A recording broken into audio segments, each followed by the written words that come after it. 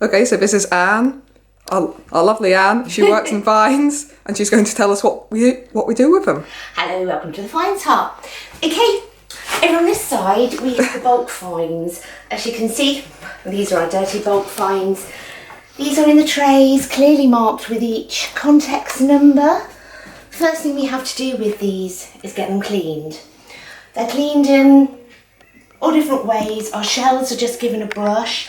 Everything has to be quantified, has to be counted, weighed, measured if necessary.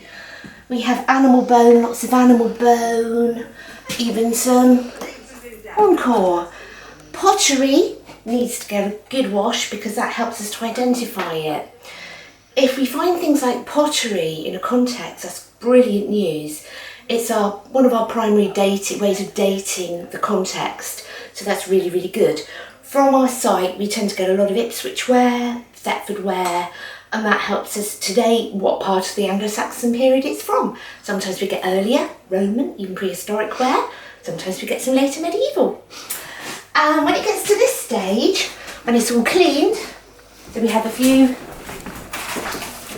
trays like this. Here's one we made earlier.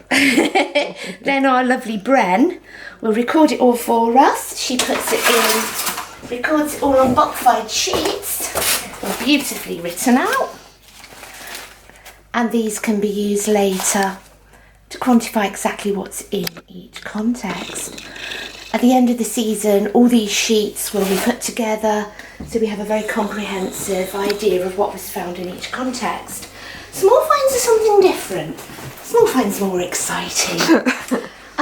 Because you do them. They each have their own number. So this is a typical page from our register, all done in order.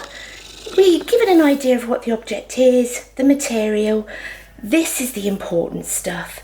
Where it's found, the level and the grid reference, who found it in case we need to talk to them about it later. Every find, and we've had some great finds this year, every find will have its own sheets. So this year we found another stunning pivoting knife. That is very nice. We do have lots of knife blades found at Sharp, but this is the only second example of a pivoting knife. It's sort of your early penknife, so that would have had a wooden handle. Normally I would give a very careful clean to this, but on one side there is a hint of wood remains, so we're not going to touch that at all.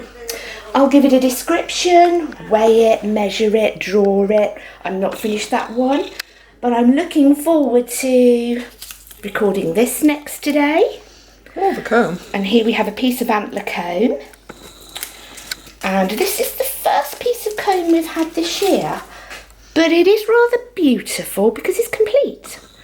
And lots of these little sections would go inside a bone casing, riveted together with little iron rivets, sometimes single-sided like this one, sometimes double-sided with narrow teeth, wide teeth, a little like today.